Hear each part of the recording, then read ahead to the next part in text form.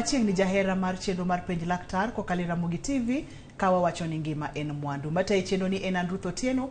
Aduoko ni erokamano makende kuom bedo kodwa odiechieng' ma kawuono. Antiere gi mor mokalo ni wendo wa kendo daktari osechopo e studio. En laktar mwadendo ni our pretty doctor. Osechopo kendo biro nyiso nyinge ni en ng'a, en nyakanye, olonye weche mage kata wadonje twak achiel kachiel. Agwero kamana inya Ruth. An iluonga ni Josephine Ojo. An daktar mar jomadongo ma nigi tuoche mokyang'. To anta Nyasakwa Bondo. Nyasakwa matiyo e boma ma Kisumu ka? Atiyo Kisumu ka. Erokamano Dr. Josephine. Waborga mar bedo kodi e chenro mar penj laktar nikech ipuonjowa kendo ipuonjo oganda ji ng'eyo giminyalo geng' kod minyalo thiedhi mondo mi ji omanye kaka ginyalo yudo konyruok e seche mowinjore. Daktari kawuono adwani mondo wawuoye tuo mar asthma. Tuo mar asthma. Asthma kaka jowaluonge. Tuo mar asthma ni pod ong'eny korwa ka. Ng'eny ji ni kode moko gere ahinya. Ten gima chando gi pile ma kata gotieno ginindi to kaka ithiedhe mang'eny. Kapok wadonje thiethe nang'o, en tuo matimo ng'ato nade? Ochandi ok inind maber? En tuo en tuo mar kor. En tuo mar kor. En tuo ma miyo obo ok ywe maber. Koro gine hotogoro mek obo gine chal modinore. Gidinore kech gidiyore. Leche mek hotogoro diyore. Kato gikuot. Kaito gigolo kego mang'eny. Koro ka wang'iyo pichane, waneno ng'at ma lechege beyo. Mae kaka hotogoro mar obo. Ma koro obo achiel, obo ariyo. Ka koro waluwo gigi ma wadhi mwalo, to hotogoro gie ma wayudo. Kech kidonjo ka en mana hotogoro. Ma nyaka idhi nyaka iye kucha. Koro hotogoro gi onego bed ni oyawore, to muya nyalo kadhe mayot. To kingi gine tuo mar asthma, to koro gine lechego odiyore. Koro muya yudo ni kamo kadho go tin. Koro ng'ama ywe winjo kothung. To koro kopoi ma koro rach, to koro diyore kabisa. Ma kore kantie okego mawuok kanyo. Koro kama muya luo odok piny kabisa. Kato ng'atno winjo ka kore liyo go fui koyweyo. Kendo mondo yaw one ni muya donje koro winjo ka tek. Koro mae kaka asthma timo kor ng'ato. To kati ngima, kin gi ng'ama niga gi asthma, kati ngima, to pod leche gi oridore. Okichal ng'ata. Ok ni seche moko ichango. To kata kamano jo asthma seche moko winjo ni anangima. To king'ado ming'iyo lechege, to pod iyudo ka pod oridore. Kech asthma ok en gima biro to lal. En gima ntie dendi sate. Kaito ntie seche ma omedore, gi seche modok piny. Ntie gik mageye, gi sama koro gine, muya ber ma koro inoki winj ni gi shida. To wan ka wang'iyo kaka daktari, to wang'e ni kata sami winjo ni ngima tituo. Koro emomiya koni kaka ji time, ji koni anto an ga gi asthma, to seche moko kawinje angima, to seche moko an kode. Koro mano mbaka ma wabro goyo. Mano en mbaka manyaka go mondo moyud kaka wanyalo konyore. Koro seche manyalo wache ni severe, mano tere ni owuok e kidieny mar ariyo ni ochopo e kidieny mar adek ma hotogoro dhi modinore chuth ma mano to koro kopoi ka koro kati yudo kute moko donje obo momedo asthma mapile chande. Koro hotogoro go medo dinore. Gine leche go medo bedo modiyore kabisa. Ma koro kama muya kadho bedo matin kabisa. Ma koro winjo, mano to koro winjo ni tuo. Ng'ama nigi asthma marach kamanyo mogere kabisa, mago ji madhiga hospital. Kech owinjo ni okanyal yweyo. Koro dhi hospital timiye yath to yawo leche make muscles make hotogoro. Kaito koro chako yweyo maber. Kendo imiye yath maduoko gine okego mane odino kanyo duoko piny. Kaito koro chako yweyo maber. To ma biro ga poya ka gimoro timore. Koro jimoko ka ndalo ma ipuro kata ma gine odumogolo maenge. ka giyueyo to giyudo gine giwinjo mana ka koro yueyo gichako bedo matek. Ji moko kodonjo kamiwire rangi kodonja ni to winja ka yueyo ne gino funde obedo matek ofundore kabisa. Koro nitie gik moko mopogre makelo gine mamiyo gino poyo ng'ato to kata ongima to pod leche gine hotogoroge ok chal mar ng'ata. Kata ongima to hotogorege ok beyo ma inyalo nene seche ma ongima to hotogore ne ok richo ni ang'atimore gi lak sechego nikech seche ma utuo moko nyali yueyo to waneno kacha ni odhi modiyore makata othinyo bende opong'o iye to owinjo kochandore to seche mowinjo kongima ni tang'o matimore sechego. Koro sechego pod gine hotogorogo diyore ka kipimo gi mar ng'at ma onge asthma. To gidinore ma en owinjo ni gidinore. En koro winja na nyalo yueyo. To ok gichal ng'at ma onge asthma. Kech tuo ma asthma no ng'ato ni kode sate. Ten mana ni ka gimoro mede to koro gere kabisa. To seche moko komedre gere matin, seche moko iwinjo ni ngima to pod en kanyo. Ka wang'iye to wanena ni mang'ama dende nigi tuono. Koro dendi ema bet gi tuono emomiyo leche gi timore kama. Ok ni en mana tuo mar hotogorogo. En gimoro mantie dendi momiyo lechego, momiyo gine hotogorogo diyore. Entiere dendi odhi dio hotogoro. Awinjo kiwacho no kacha ni samoro bende othinyo dhi mapong' hotogorogo. Manyiso ni en chandruok mane dendi ni emomiyo othinyo gi dhi mapong' hotogorogi. Thoth ne giya kanye ang'o makelo gi? Othinyo to kata gine okego kata igine kata ng'ata ka nigi pneumonia to nigo kego. Kin gi homa tinyalo fuolo kego. To ka hotogorogi koro osedinore to kego mane kata ng'ata dibed godo koro dino kanyo kich en kama tin koro. Osebedo matin koro okego mane ng'at moro dibed godo to winjo ka bet othung in to koro ithung'a mihewori. Iwacho kacha nitiere gimoro ma samoro nyalo tuge kata nyalo trigger kuma no ponde nikech en e del to gimoro dhi to tuge. Manyiso ni kata ne beda ni beto sama tin tipo mana ka kendo gik moko weche ok beya ahinya. Triggers ma pile kata gigo mathoro tugo asthma gi nyalo bedo ang'o gin gipogore nitie jima gine gigo tugore ka odhie koyo. Kowuok kama owinjo ka piny bet mor to wuok oko to winja koth chako thung. Kata ko bete pikipiki to yamo ogoye okwadhe to koro winjo ka yueyo chako bedo mapek ne. To nitie jomoko ma ila manyisi ni ka gine ka odum golo maende kata plants moko kogolo mafua to ka giwuotho machiegni kanyo to giwinjo ka yueyo chako bedo matek. Tie ji moko ma kanigi paka ka paka nitie bute to yueyo ne chako bedo matek kata guogi. Yie paka kodonjo kuome kose. Ko yueyo yie paka go to winjo ka hinyo yueyo ge. To ng'eny ji gotieno ka ginindo to hotogoro gi medo dinore. Koro mokwongo pien ma waninde gi pien mar dhano wuok ga gotieno kata godiochieng' pien wuok sate to kaito nitie gik machame. Gine matindo machame iluongo ni house dust mite.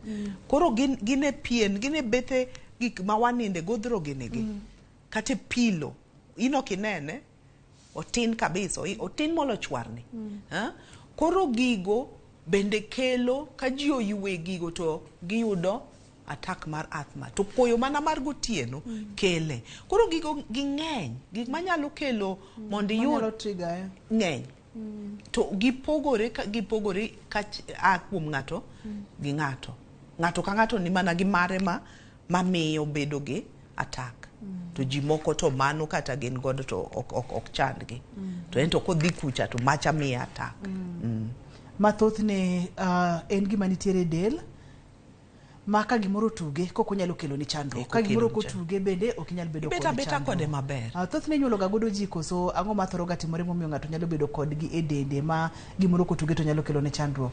Koro ng'eny asthma nitie anyuola. Koro molo tiyudo ka nyithindo matindo ni kode.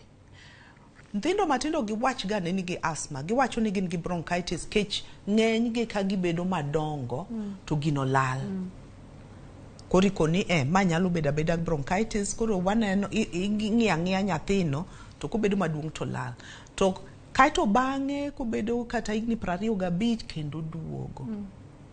Kech ne nitie en gima nitie anyuola, no lal to duogo. Kaito koro mano joman gi asthma ilano dendgi ohero hilogi, kata umgi, kata dandgi, kata wengegi. Koro anyuola gi moko nitie gi gigo to gin gionge asthma. To gin gi rash, gin gi wenge ma ilogi. Koro ineno ka nitie gima iluongo ni allergy e anyuola no. Koro asthma en allergy. Ten allergy ma affect obo. To allergy nyalo affect badi gine pien, nyalo affect dandi, nyalo affect wangi. Koro en mana kamo affect ma nyisi ni ma e gima bro timore. Kaito nitie ma ji yudo ka gin joma dongo. Koro ng'ama ne pok obed gi asthma e ngimane, onge ng'ate anyuola e ngimane, to kochopo 60 to po mana noyudo asthma. Koro wakoni mano asthma mochako ng'ama duong'. To moko bende biro kech tich manitiyo. Koro nitie ji moko matiyo gi yedhe moko ma tek. Kake acid, gik ma kamago. Chemicals mopogore ma giyueyo. Kaito mos kelo gine ma react no. Gine otogoro ma react. Koro nitie occupational asthma, waluonge kamano. Eno biro kotenore kod tich ma ng'ato tiyo. Ng'ato tiyo. Koro nitie gik mopogore makele. To ng'eny asthma en anyuola. En gima nitie anyuola. Maka wadau moro ne nigo, thuolo ne dhi bedo godo nitie. Kipenjo tiyuda ni ng'ane nigo, ng'ane kore ne chando, ng'ane ibro yudo kamano. Ipono kacha nitiere kuom nyithindo wanyalo luonge ni bronchitis. Seche ma pod nyithindo tindo kaito ka gikamoro to lal kato chako duogo. Seche molal ni ang'o motimore, seche moduogo cha ang'o motimore, to odhi loko nyige gi kar kanye kowuok e bronchitis modhi e asthma, odhi loko nyige gi kar kanye e okang'ne. Koro ng'at ma ne nigi bronchitis katin ni nyalo bet ni en gi asthma. Ten mana ni ok waluonge kech mano di nyithindo mang'eny bed gi asthma. Kech nyithindo mang'eny niga gi kor mathung', gigo fwe. To koro kinya wacho ni jogi te nigi asthma. Koro ikia ni e kindgi man mabro duogo mabed asthma mar ngimane. Moko to bende ok rum, kochopo 14 to pod odhi adhiya nyime kod thung' no. Ting'e ni kare ma nigi asthma, man ok bana bronchitis. Ma jogo mantiere at risk kata jogo mantiere kod thuolo mar bedo kod tuo mar asthma ni gin jogo mawuok e anyuola ma samoro ng'ato ne nitiere kode. Jogo ma samoro tiyo tije mopogore ma bende chemicals kata muya ma giyueyo nyalo kelo negi chandruok. Joma gi bende mantiere kod thuolo mar bedo kod asthma. Ng'eny gi gin mago, asthma en gima nitie dendi. Ok en gimoro mani gik moko kelo. To kuom adier, ka wang'iyo chon ne waonge ga gi asthma kaka wan go sani. Kata king'iyo ka kong'i kotim gine nonro tiyudo ni gine higa 1995 ka wachek kendo 2005 kendo 2015 nyithindo mar let's say igni 13 to wayudo ni ji mathung' medore. Ji mathung' medore. Koro ka wang'iyo 95 ne gitin. Ka wadhi 2005 gimedore. Ka wadhi 2015 gimedore. Koro nenre ni nyaka beni kata kaka wadak, ngima wa, gik ma wachamo, nyalo bet ni kele. Kech e pinje ma mek wasunge asthma ng'eny kabisa. Koro nyalo bet ni kaka wachako chamo gik ma ne wawe chamo gik ma ne jonyuol wa no chamo, wachako chamo chiemo man ne dendwa kong'iyo godo. Koro ji mang'eny chako bet kode. To kwanyal wacha adiera ni mae gimokele. Wanena ni omedore e oganda. Omedore oganda kaka higni dhi. Notin ga to sani asthma medore. Kato gimoro kendo nyithindo mantie town, gi nyithindo mantie dala, king'iyo gi to jo dala gi tin gi asthma. Jo town to ng'eny go. Koro nyaka bed ni gimoro nitie environment momiyo asthma ng'eny kuonde e bombe. In kaka laktar molonye weche gi, in kaka laktar mong'eyo gigi, wacho kacha ni tinde ontie kaka omedore, kaito jogo mantiere e bombe ong'eny kode moingo nyithindo mantiere kor gwenge. Gi kamibete en kopogore kod chiemo ang'o kendo manyalo bedo nolokore e alwora ang'o nyalo bedo nolokore kaka wadak ang'o nyalo bedo nolokore kuom nyithindo modak e bombe kod nyithindo modak e kor gweng' momiyo mago mantiere e kor gweng' onge kode kipimo kod nyithindo mantiere e bombe. Ok anyal wacho adiera kech dine ka dina wacho to danyiso ji ni daguru kamamo daguru e gweng' mondo kik uyud asthma. To gik ma ji wacho ni nyithindo mantie town luokre maler ok we gik ma chilo donje dendgi to chilo gi miyo dendi bedo motegno. Koro nitie chilo moko mamiyo dendi bedo motegno maka chieng' moro iromo gi gimoro to dendi gore kode. Dendi koro ok we odonja mayot. Koro ka en mano nyalo bet ji okia. Ji wacha ni nyalo bedo ma nyalo bet ni kata ji kata pollution e town deni malo tiere do ka nyamburko golo muya ma ok ber mtokni sik golo muya ma ok ler apiko industries koro nyithindo mantiere boma bende samoro nyalo bedo exposed gin exposed kipimo gi nyithindo mantiere kor gweng'. Waka oyueyo waduogo bang' thuolo machuok. Chenro en penj laktar mantiere kod Dr. Josephine kik idhi mabor kata matin kik isudi.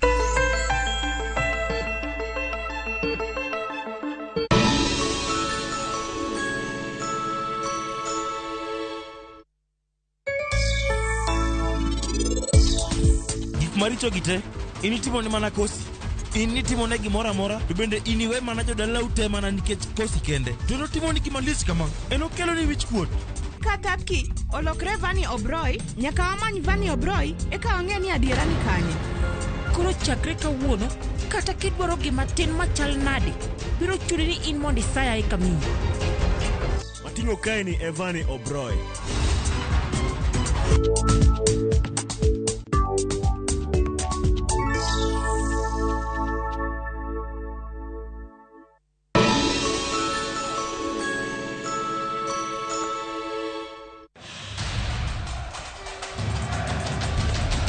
It's time for the greatest football stage in the world.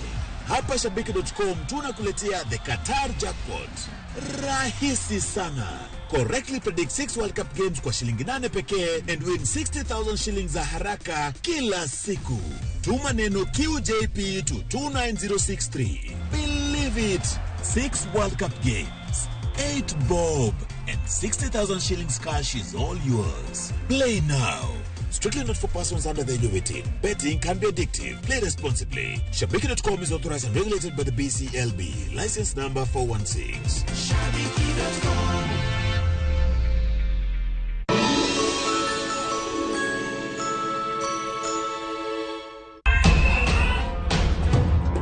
Duond mine oseman. Representation mag mine osechako menyore. To sani duond gini oseyudi elony kod lai mopogore opogore kaka siasa. Monego watim en empowering the women. Somo. Education mag nyithindo timore okang' machalo nade. Ohala mag joma mine. Wang'eyo ni mine nigi ting' matek kande ohala mag small and medium enterprises. Thieth. Weche mag tuoche nyaka watim capacity building wa network gi jo health department. To kod mamoko. Jalieta kelo ni duol gi chiengeso kangeso sa deko tieno e Ramogi TV e chenro mar mine wacho.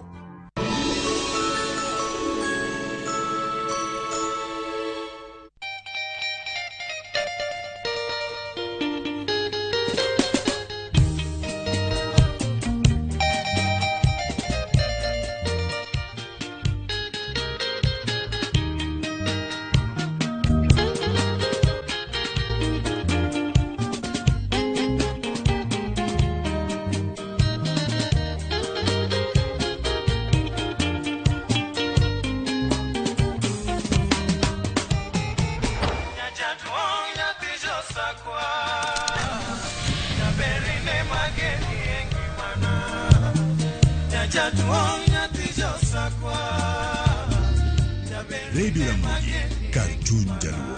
Radio Ramogi.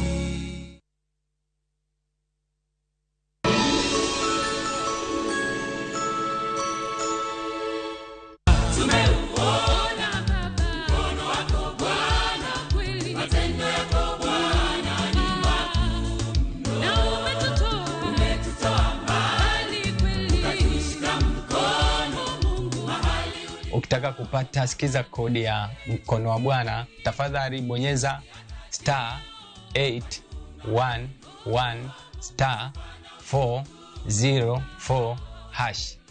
Kumbuka, sikiza na Citizen ni nyumbani kwa wasanii wote.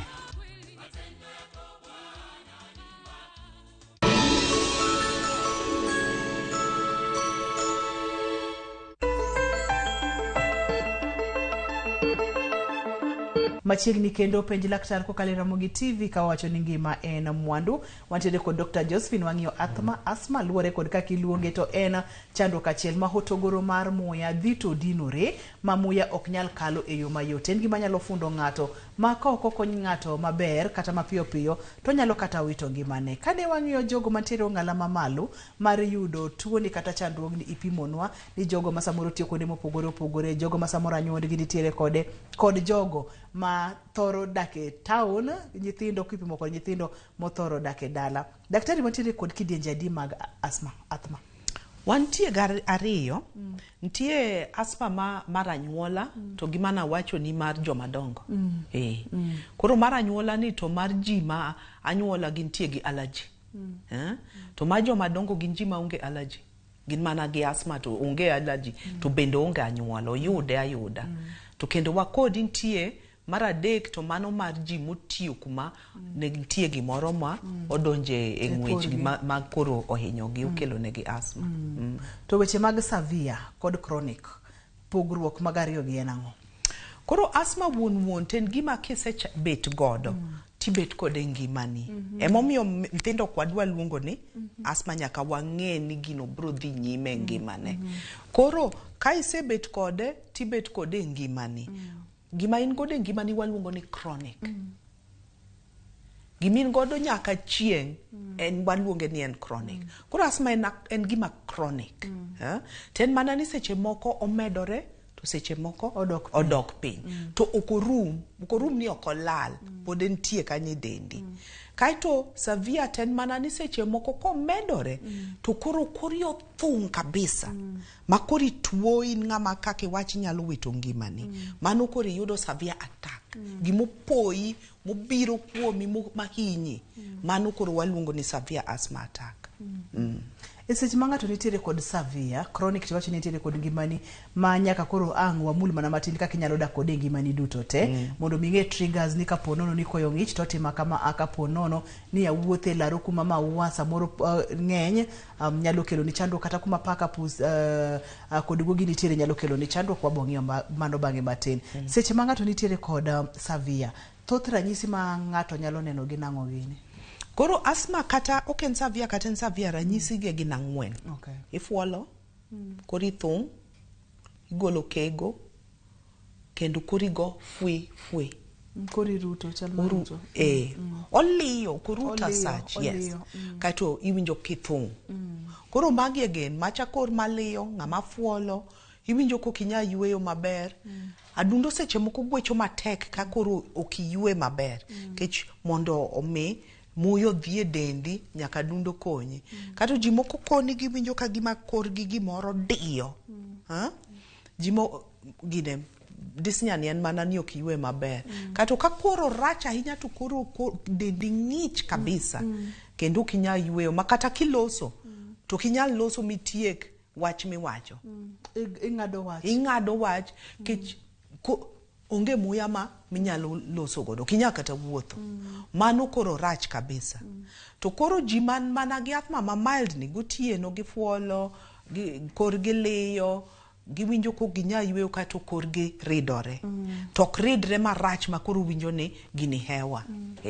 Seche moridore ni nikech seche ma okinyal yueyo hotogoro cha tin hotogoro cha diore. Koro muya riyore mondo mi okale. Ma bende okokal moro moko kal maber. Ang'a kila honda ka? Ahonda ni gimokelo shidano mokwongo kela honda. Koro kani yue gima noko negi yue to gino miyo dendi koro react mifuol mokwongo. Mar ariyo, okego medore ne jo asthma molo dhana. Koro itemo golo okego no.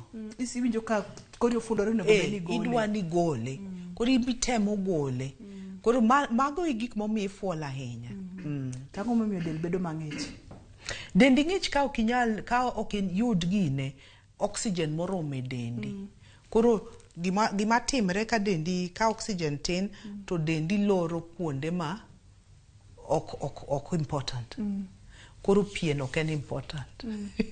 Koro remo dhi kuonde ma onego odhi adundo, odhi e chuny, odhi e nyarogno, odhi e obwongo. Kuonde moko gi to koro remo ok dhiye. Kech dendi neno ni mano ok important. Kata remo kodhi ok ibitho. Koro remo okowo kuonde mong'e ni nyaka yudre. Maka ponono ni odhiye to ka remo ok odhiye tinyalo kata wito ngimani. Yes. To e seche ma kori fundore ma kori ridore ni asthma ni timo ang'e kori ka nikech yamo ok chop maber, yamo riyore ema debe ni fundo kor. Kech koro yamo ok chop kuonde monego chopi, koro kinyal yweyo. Kech yweyo en mana ni muya donje kori muya wuok. Ka muya ok nyal donjo, kech kuma onego luwo dinore. Kendo ko nyal wuok. Koro iwinjo kifundo, koro itemo. Itemo yweyo matek. Itemo yweyo tok ywere. Oride mok inyal yweyo. Daktari, seche ma ng'ato oseneno ranyisi gi wakawe kuom ranyisi nyathi, intiere kod nyathi to anyuondu bende ng'eyo ga ni nitiere kod chandruogni. Nyathini ok ywe, samoro kowuok ok e koyo tiwinjo kore liyo kod gik ma kamago. Obiro iri kaka Dr. Josephine. Thothne utimo diagnosis nang'o? Koro asthma ng'eny ne en mana gimi wachona. Ka ng'ato nyisa ni nyathina ni kowuok e koyo to kore thung' to liyo to owinjo koko nya ywe to fuolo sakasa. Jomoko fuola. Onge gimoro kendo matimre. To siko fuolo kodhi e koyo to fuolo. Kotima ang'o to fuolo. Mago gik mami paro ni gini nyalo bedo ni en asthma. To ka ng'ato thung' to kore liyo to fuolo to yweyo tek tang'eya ni ma gik matin makelo mago. To gine koro test nitie ma wanyalo timo ma sami rach kitime iyweyo e gimoro e machine moro, iyweyo mondo wane kaka muchi wuok to wanena ni ma kor mar asthma ka watimo test no. Picha okugo? Picha wanyalo goyo to sama ionge gine infection, onge kute kori, picha ni ok rach. Picha ni chala mar ng'ato.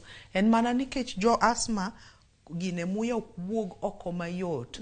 Seche moko obo dongo. King'iyo tineno ko obo duong'. Kech muya opong'. Mondo wuogi tek kech kuonde go ridore.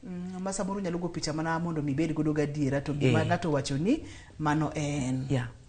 Wacho ni obed asthma moro amora, ranyisi gin mago giduto te. To en mana ni koro moro rach ahinya to moro koro ok rach ahinya. Wantiere kod thieth kaka ithiedhe? Asthma ithiedho. To en ibro bet kod ngimani duto te. En mana ni koro ithiedhe ga, en mana ni ji oluoro thieth asthma. Kech ing'e ni kake yedhe mek pressure gi ni sani oduok pesa gi piny. Yedhe mek asthma moko bechgi bet ni malo. To gik ma watiyo godo ahinya tinde gin iluongo gi ni inhalers. Gima dwa wacho about inhalers ki jo asthma ong'e gini. Gintie gi inhalers miywayo, gin yedhe miywayo, idiyo tiywayo. Ochalo poda? Moko chal poda, moko to chala muya mokudhi. Koro yedhe miywayo moko kiywaye sani, tiwinja ka kori yawre. Kori winjo kingima. Koro jo asthma moko tiyo mana gi yedhe go kende. To yedhe go enomi sama hotogoro kando diore, to mi winjo pogruok. To kothiedh gima na wacho ni nitie dendi chande. Koro nitie yedhe ma thiedho gima nitie dendi no. Ma koro miyo kithunga. En koro geng'o ni koro kisiki thung sate. To ji moko neno ni yath ma thiedho gini anu ka winj pogruok. Koro nodwa tiyo mana me samo thung to ywayo. Samo thung to ywayo. To nitie yo monyalo geng'o mondo kiko othung. Koro kisenyise mano to pod obro paro ni yath na moro mana tiyogo mana ka thung. Kech thung to pod obro thung. Kech gino nitie dendi. Seche moko idhi kumoko nego kori odhiye. To koro yude. Koro tinde waneno kaka wanyalo riwo yath ma geng'o thung to gima yawo kori e gimoro achiel. Koro kiywayo achiel to yawo kori kendo geng'o thung'. Koro mano miyo okibed gi severe attack mane wawacho chande. Oduoko severe attack go piny. Koro katibet ga attack to kubed marach. Kech gima geng'o gima ne kele chande itiyo godo. Koro inhalers gi ma wahinyo tiyo godo e asthma. Yedhe miywayo. Kech giting'o gik makonyo. To nitie amuonya ma watiyo godo. Kata nitie ji moko ma asthma gi richo kabisa. Makata wati gi mage tok kony. Koro gin watiyo kod yedhe miluongo ni steroids. Mano koro mohewore tok gi ng'eny. Jima need steroids tin kabisa. Kech steroids to nigi side effects. Tie gik side effects ginang'o gini daktari? Steroids nigi side effects mang'eny mondi. Gikelo pressure, gikelo sukari, gikelo gima chiero, cataracts, gikelo glaucoma, gimiyo pien mar dendi bedo very thin, kato gwarore mayot, gikelo infections, gin gik ma gikelo mang'eny. Makaber, ka ng'ato nyalo bedo mabor kodgi, to werigo tigi nyalo tiyo godo mondo mi okonyi. Daktari dahir mana mondo mi pimna ni seche ma ng'ato oywa yath ma oywayo ni, ka wadok chien e picha mar hotogoro modinore cha. Yadhni dhi timang'o, odhi clear, odhi yawo hotogoro, yadhni dhi timang'o seche go nikech seche miywaye no tiwinjo nafu. Seche ma oket ni uluonge nang'o? Mago drno. Koro magi yedhe ma ka ng'ato biro ka koro hewore to waketo yath mar pi ma ywak no. Kech en to koro kata samora mora miyweyo to donje kori. Samora mora miyweyo to donje kori. Teno en oyawe. Koro leche manoridore kanje koro gonyore. Kaito otwoyo kego. Otwoyo kego mondo kik bed mang'eny ahinya. Koro mano be dok piny. Kato kech en pi, koro modong, koro okonyi fuole. Mano yath ma iluongo ni nebulizer. Ten watiyo mana kode ka kori rach ahinya. Kech gimotimo chal mana gi yedhe miyuage. En mana ni yedhe miyuago inyalo tiyo kodgi dala. Ok ochuno ni dhie osiptal mondo omi yadhno. Koro kineno ka ichako rindore, to onego ing'e ni mae yath matiyo godo, atiyo kode didi. Koro wanyiso ga jo asthma ni kineno ka koro kidhi maber to tiya gima diriyo. Kapod bang' dakika 30 pod iwinjo marach, ti kode kendo. To ka pod idhi marach to koro dhi osiptal. Kech mano nendre ni koro dhi kumarach. Koro ging'ega kaka onego giti kode. En penj laktar wakawiyweyo ka waduogo to wadhi nyime, kik idhi mabor kata matin, kik isudi.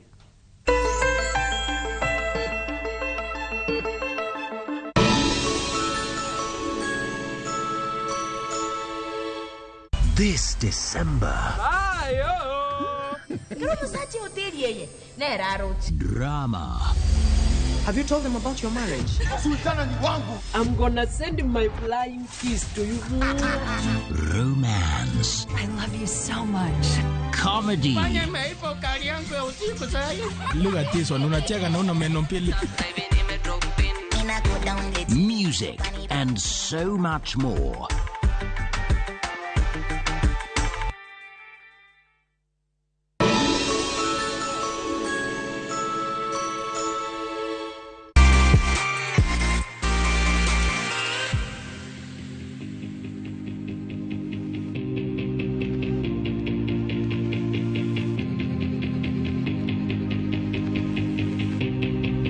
Welcome to Shabikila. Play Shabiki Virtuals on Shabiki.com for a chance to win huge cash prizes from low stakes. Shabiki.com.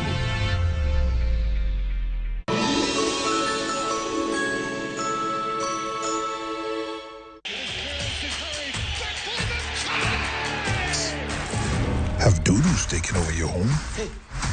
I need to suck your blood. Get Bolt and get your home back. Unlike other insecticides made from toxic synthetic pyrethroids, Bolt is made from 100% natural Kenyan pyrethrum, making it gentle on you but deadly on flying and crawling insects. When doodles strike, stop them dead. Bolt insecticide, gentle on you, deadly on doodles. Get Bolt insecticide today.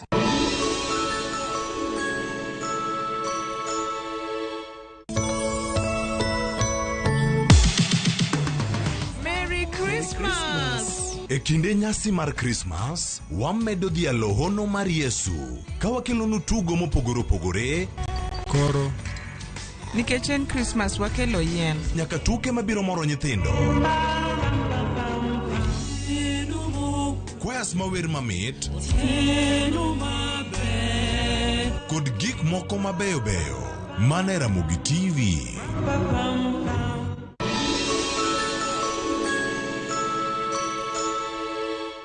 Mashabiki chungu nzima wanaendelea kushinda bonuses nonono kwa Shabiki Jackpot Mbao. Bonuses are for 10, 11 and 12 correct predictions. Join the bonus movement. Cheza Shabiki Jackpot Mbao kwa kutuma neno SJM kwa 29063 na huenda ukajishindia zaidi ya shilingi milioni 20 kila wiki. Shabiki Jackpot Mbao, the easiest jackpot in Kenya. Not for persons under the age of 18. Betting can be addictive. Play responsibly. Shabiki.com is authorized and regulated by the BCLB. License number 416.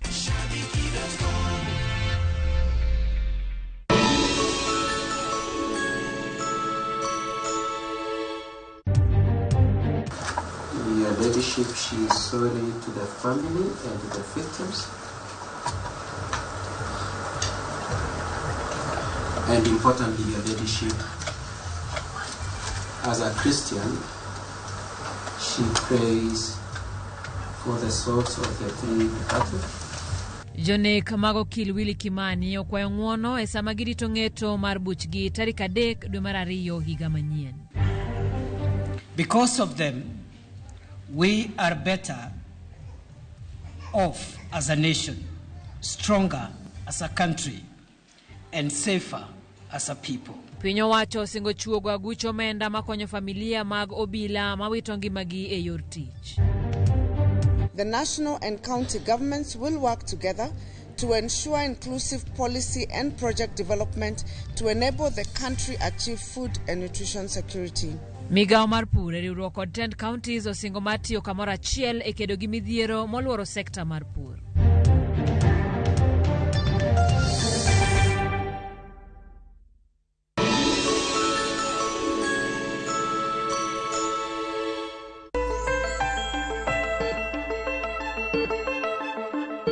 Penj laktar kokalo Ramogi TV ngima en mwandu. Wantiere kod Dr. Josephine ne wantiere thieth matuo mar asthma.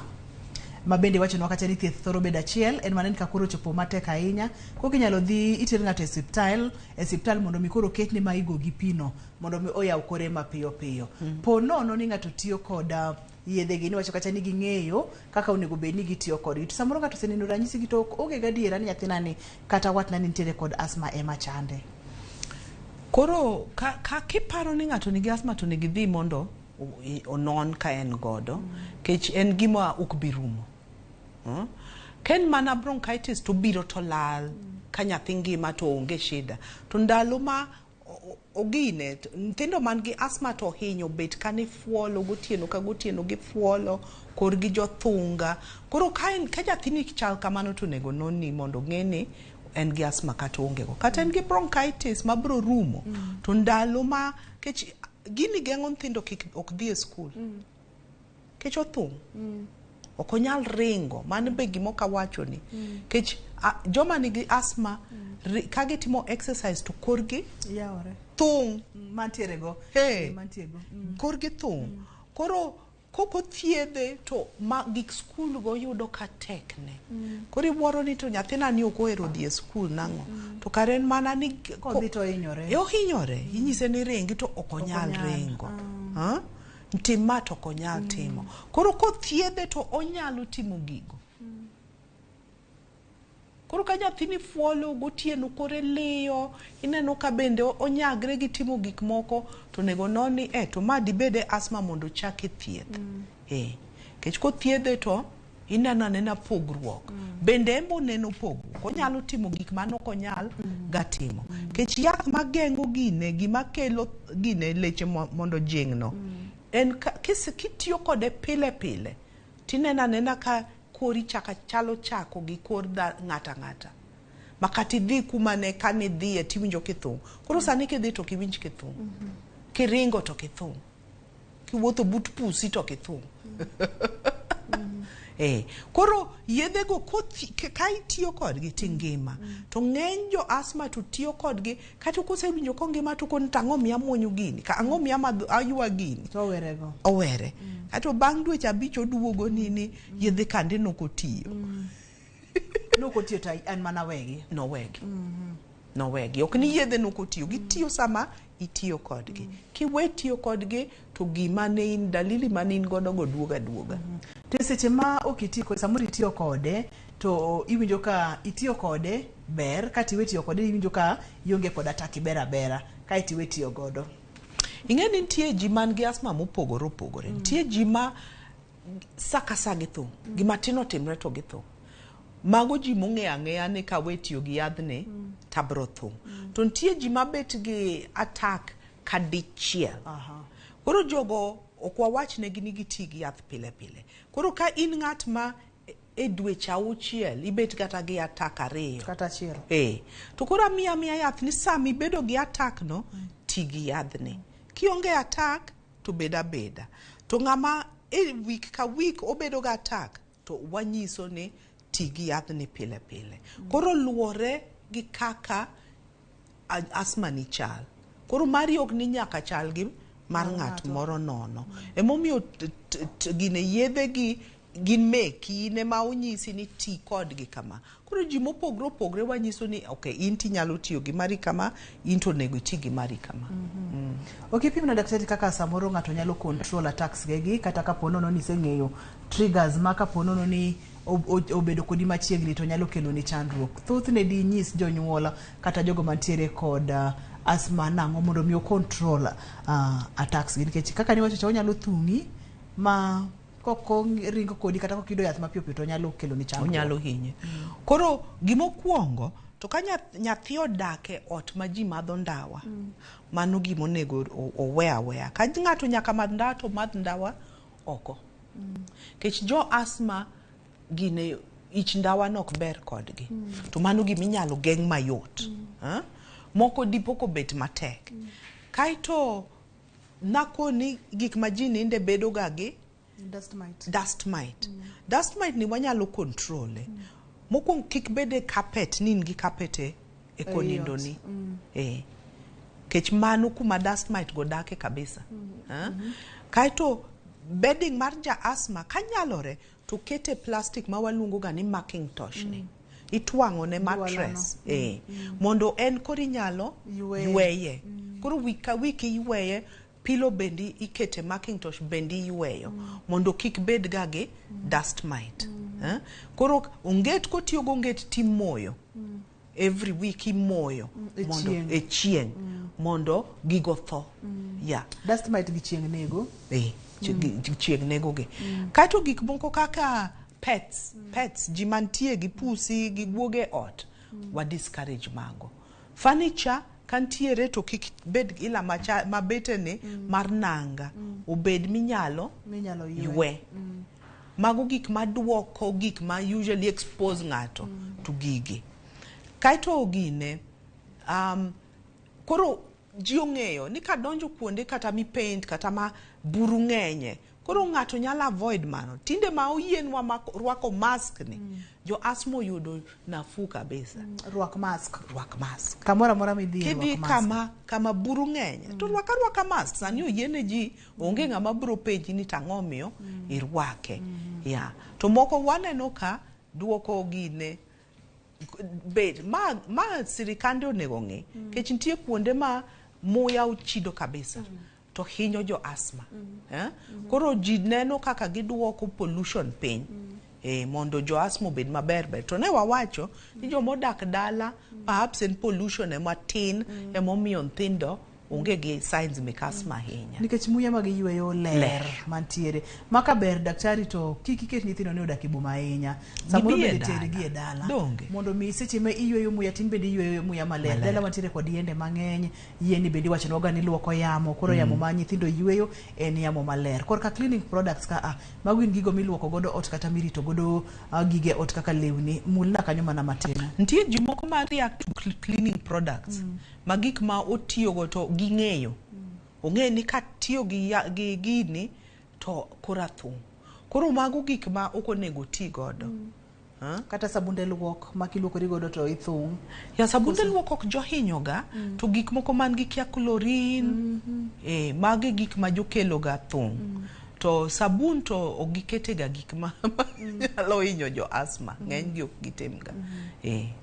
Ponono ni ng'ato neno ranyisi mag asthma gi daktari kuom nyathi to owacho ni ooyo obro mana kalo samoro kaka bronchitis mar nyithindogi to neno ka gini dhi adhiya to ok okawo okang' moro amora mar mondo mi nyathini oyud thieth. Complications thoro chalo nade ma ok oyud ne laktar, ok omiye inhalers, en odaga daka gi iwacho kacha ni tieko dagule. Mano nyathi man gi midekre. Binena ni nyathini ok ngima, ok obi chiemo maber, ok odong maber. Kech gino chande sate. Ing'e ni nyathi ka tuo to gima owe mokwongo en tugo kata owe chiemo. Ong'ich ng'icha. Koro mago gik ma nyathino biro bet go sate.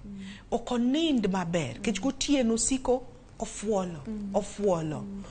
Ibro neni koro nyathi ok tim maber e skul.